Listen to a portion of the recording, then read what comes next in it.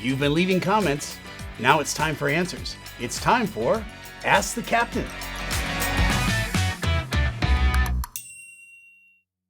Our first question comes from Spent Miles. What would you do if you found yourself in a situation where someone was trying to enter the cockpit mid-flight? That's a very serious situation, Miles.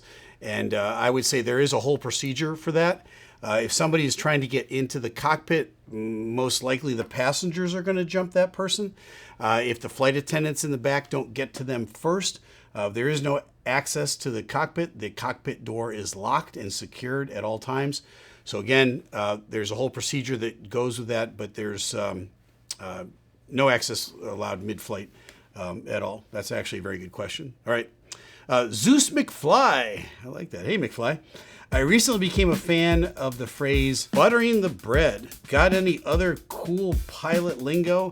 Virtually everything that comes out of a pilot's mouth is cool pilot lingo. I've never heard the buttering the bread one, though. I think that sounds a little kind of awkward. But yeah, sure. Why not? But screwing the pooch,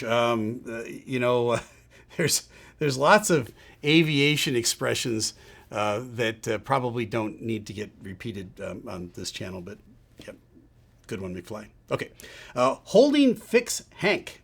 Holding fix Hank. Do you ever accidentally leave the seatbelt sign on for the whole flight? Hank, I would never admit to that. The answer is absolutely not. Captain Steeeve has never left the seatbelt sign on for the whole flight and forgotten about it. However, I have flown with some captains in my former existence that did. And it's kind of you have to kind of nudge them from the other seat. Hey, how do you feel about the seatbelt sign? Or do you want to turn it off? And some pilots just think it's safer to keep it on the whole time. But I think you kind of ignore it after a while because nature takes its course. So I'm a fan of turning it off as appropriate and turning it on as appropriate. All right. Ren on record. Why can't you just fly into space? Well, Ren, you need air to fly into space because it's air that actually produces the lift over the wings. And if you weren't paying attention in 8th grade science class, there is no air in space. And those little Bernoullis that go over the wing that create the lift, there just aren't enough of them. And so you got to have a lot of thrust to get yourself into outer space, and there's just not enough thrust on an airplane because you run out of air after a while. But let's go back and review those lessons.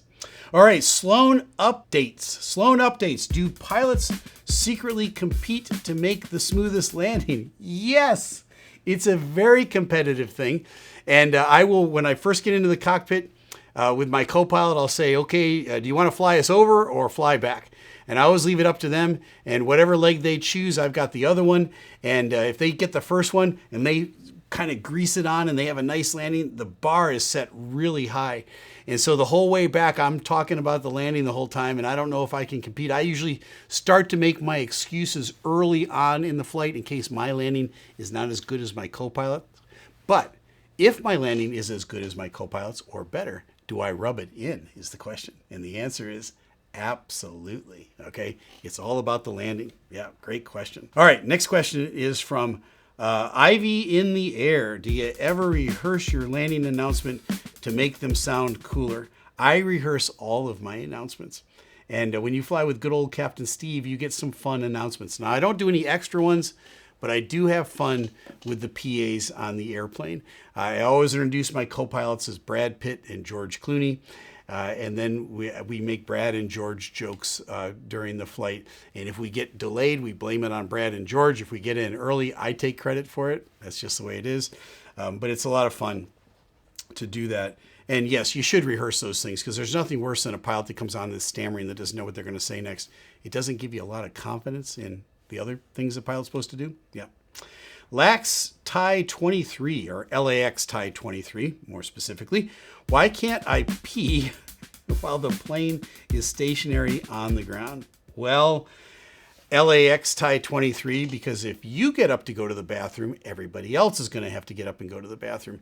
And we're taxiing on an active runway or taxiway. And one of the most dangerous times of flight is actually during taxiing, because if I have to hit the brakes and you're standing up in the aisle, you're going to fall. You're going to hit your head on something. If you're in the bathroom, good things are not going to happen in there. Have I had people get up and have to go use the bathroom? Yes, sometimes nature calls and you can't hold it off anymore. Usually we have to stop right there until that person comes out of the bathroom, goes back to their seat before we're allowed to taxi again. It holds up the entire airport. It's really a hassle when that happens. All right, Caden Chronicles. Do you and the crew ever coordinate in-jokes during the safety briefing? No, not really. The safety briefing is something that's mandated by the FAA. It's got to be done a certain way. Now, you've flown on Southwest, or I think Delta's got a little shtick that they do. Sometimes you can throw in some humorous stuff. It's actually helpful to get people to pay attention, but you can't skip any of the mandatory FAA stuff about clicking the seatbelt when the oxygen mask comes down. Make sure you know where the exits are in the airplane. Those are the mandatory things. I don't ever coordinate any of that stuff. That's all done outside of what I do. All right, Ben Files is next. Have you ever accidentally hit the intercom instead of the cockpit radio? No, thankfully. I know pilots who have. I know pilots who have broadcast something that they meant to go outside the airplane to the back of the airplane. I'm very careful about that, and here's why. There's two ways to broadcast to the passengers in the back. One is the handset that's directly to my right that I only pick up for that purpose, either to address the passengers or the flight attendants. There's a code you have to punch in, and then you have to hold a button, and then you have to hold it while you speak. That way you know you're going back this way. The other way is on my radio box where I would broadcast out. There's a little PA button, and I can hit that PA button and talk on my regular headset. But if I don't unhit that PA button and I key up the mic again, I might broadcast to the back of the airplane. So anytime you've ever heard that on a flight, it was a pilot who did it that way and not with the handset. That's why I always use the handset. Yeah, that's a good one. All right. Noah backstage. Do military pilots ever go commercial after they are done serving? Most military pilots go commercial after they're done serving. I served 8 years on active duty with the Navy. I put my application in at the airlines. I got hired by a major airline.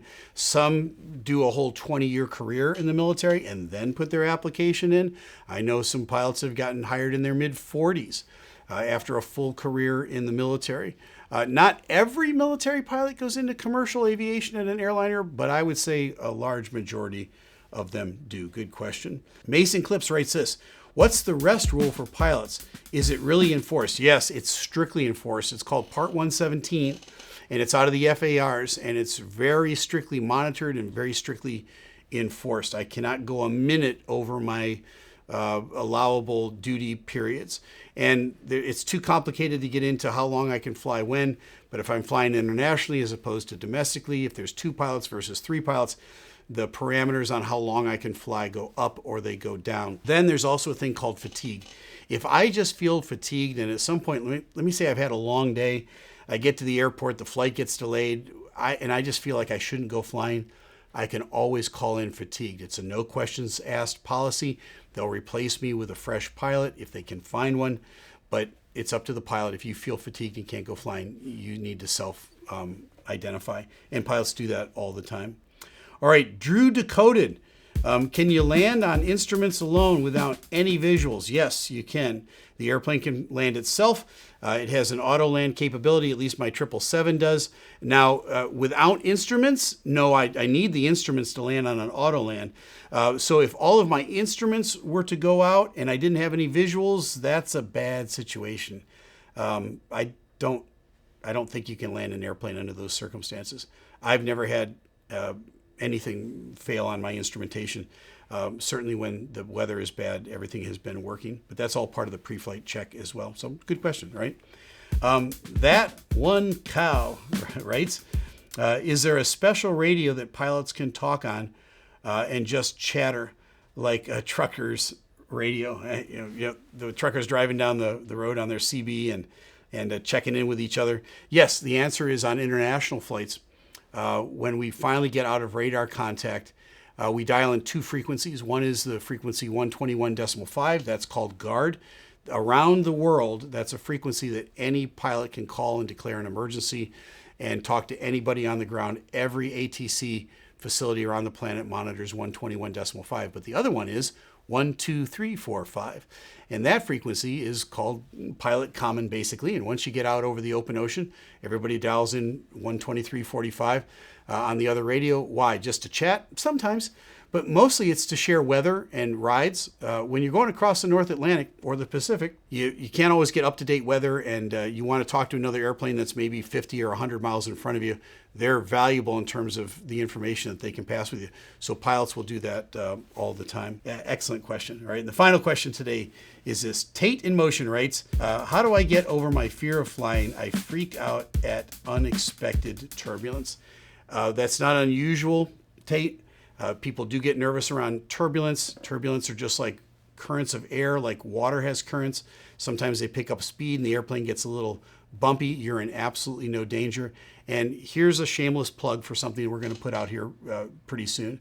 We have finished filming a Overcoming Your Fear of Flying course. It'll be available through Captain Steeeve for purchase. We're looking at sometime in the next couple of months releasing that whole course. It is well worth the investment. It won't be very expensive, but it will walk you systematically through getting over your fear of flying, and you might become an avid flyer, like looking forward to your next flight. So check that out when it comes out. But thanks for asking the question. Nothing to freak out over turbulence. Just, you know what, if you need to, go up and talk to the pilots before you get on the next flight. They'll reassure you that everything will be okay. Well, there you go. There you have it. Great questions today. Thanks for tuning in. I hope we answered some of your questions here on Ask the Captain.